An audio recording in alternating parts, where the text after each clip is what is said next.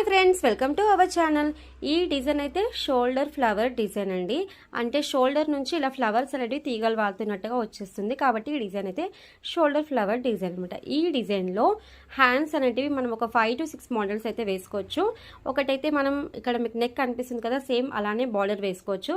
దానిపైన బూటీస్, లేదంటే లైన్స్, లేదంటే పెద్ద పట్టు బార్డర్ అలా కూడా వేసుకోవచ్చు. ఇది ఒక 3 to 4 మోడల్స్ అయిపోయిందా.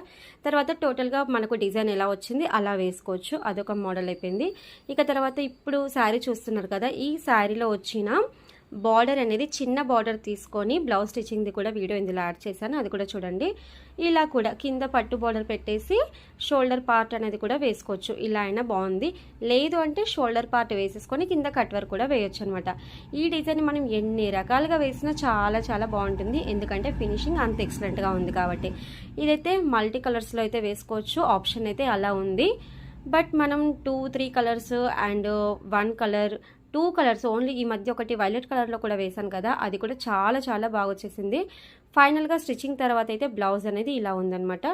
టోటల్ బ్లౌజ్ చూస్తున్నారు కదా. మరి మీకు ఈ డిజైన్ ఎలా అనిపించింది, ఈ బ్లౌజ్ ఎలా ఉందనేది కూడా కామెంట్ సెక్షన్లో చెప్పండి. Thanks for watching. Okay, bye.